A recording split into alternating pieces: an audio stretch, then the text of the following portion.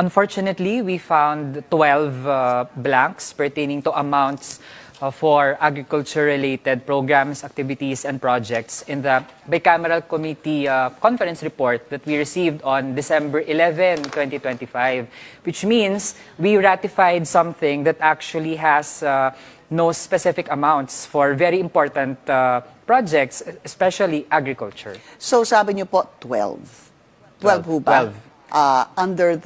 There's DA and there's also NIA. Yes, Di ba? DA, NIA, and Philippine Coconut Authority. Right, PCA. Yeah. But before we went on air, apart from the 12, hindi ba sinabi mo meron din dalawa under Yes. unprogrammed? Yes. Tell us more about that too. 2 blanks naman po dahil supposedly merong specific na purposes kung saan pwedeng gamitin yung funds for unprogrammed appropriations. So now the list of purposes, instead of having a specific number, ginawa din pong blank. No? So there were 2 blanks pertaining to such, no? Saan pwedeng gamitin yung unprogrammed appropriation. Baka sila balakid. Alam mo yun, balakid. Di ka love. Ako kasi hindi natatakot kasi ako love. Love din naman. Ha? Love din naman. Oo. Balakid siguro sila kaya kinakabahan. Well,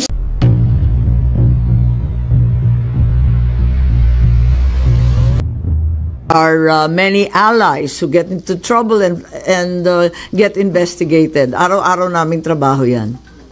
So yung magiging boto nyo, ma'am, i-base nyo sa... Sa ebidensya. Tulad ng lahat ng mga huwes. Ma'am, balikan ko lang yung ayaw nyo yung banatan during the campaign. Kasi sabi ni COMELEC Commissioner George Garcia, under the Omnibus Election Code, inaalaw yung negative campaigning, kaya wala daw violation yung mga candidates at supporters na kinikriticize yung mga opponents. So, do you think it's about time na i-amend ang Omnibus Election Code, ma'am? Maganda naman palabasin yung katotohanan tungkol sa bawat kandidato. Yun talaga hindi pagbabawalan. May karapatan ng taong bayan malaman kung sino iboboto nila.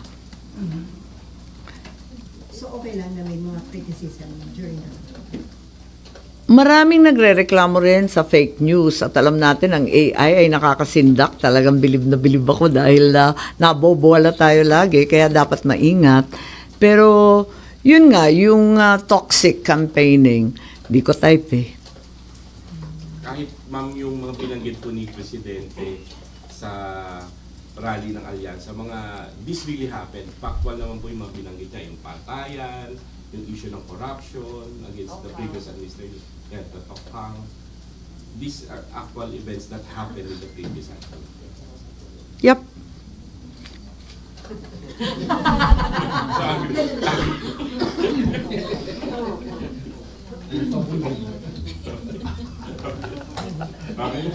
No more? Oh yeah. So finally, ma'am, walang session.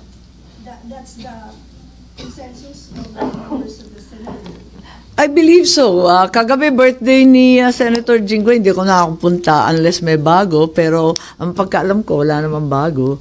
Yung pa rin ang consensus na palibasa hindi naman nagmamadali, hindi naman pinaspas yung padala rito, napakahabang panahon ng pinag-uusapan, hindi naman na natimbrehan yung Senado na dalian noon, abay bakit kami magkukumahog ngayon? Is it just an excuse? Because between now and after the SONA, June 30, it's like 5 months. Forthwith is without delay. So, If you think it's an excuse, that's your opinion. I have a different one, and the senators also have their own opinions, which should be respected.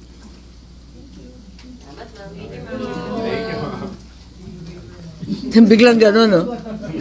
Na ngayong araw pasado alas 10:50 ng umaga, ang mga Mindanaoan lawyers sa pangunguna ni Atty. Israelito Torion, kasama sina Atty. Martin Delgra, Atty. James Reserva at Atty. Hilary Olga ng isang petition for certiorari na prohibition para sa kinakaharap na impeachment ni Vice President Sara Duterte.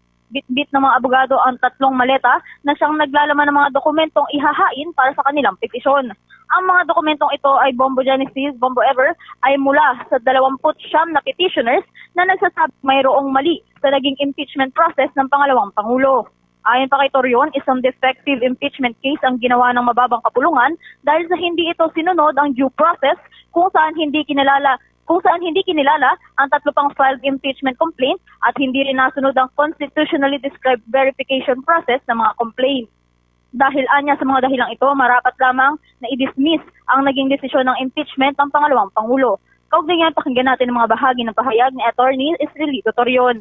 It is very defective because first, it did not consider the 3 priorly filed impeachment complaints.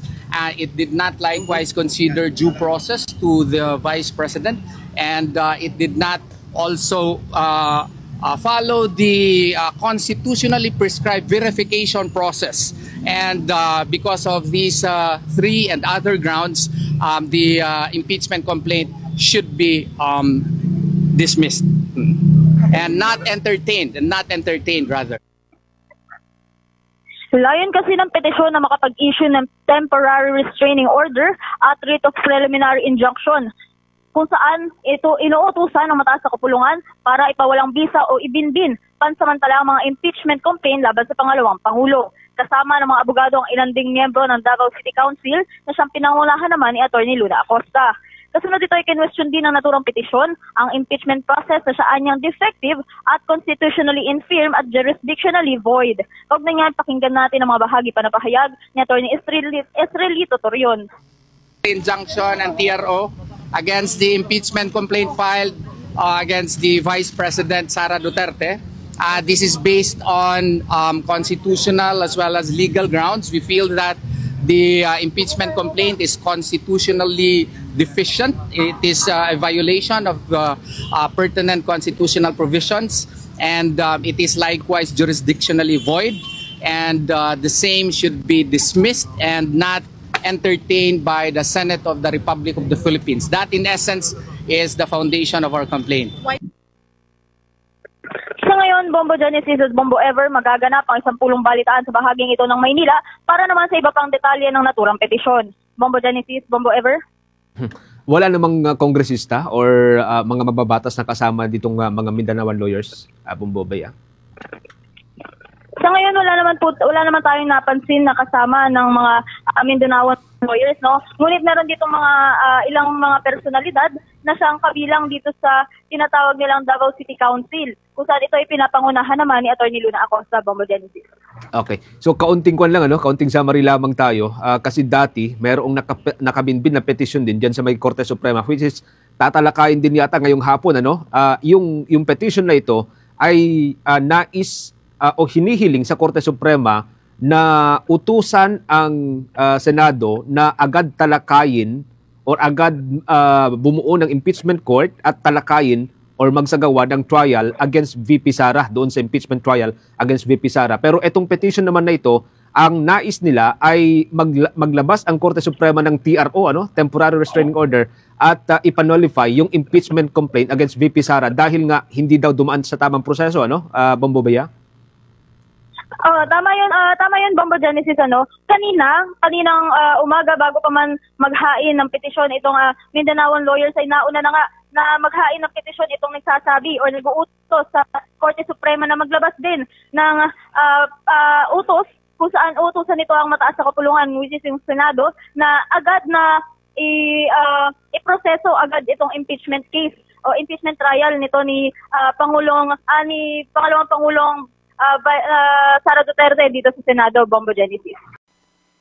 Well, nabanggit na po natin ito, Naitanong na po dati kung ano po talagang ibig sabihin ng forthwith, and ang tendency po, we agree with the luminaries, pag sinabing forthwith, ang ibig sabihin po nito ay kaagad. Kaagad-agad. So, in line with that, I guess ito, yung taong bayan na po mismo, or at least one interested party, nag-file na po ng mandamos.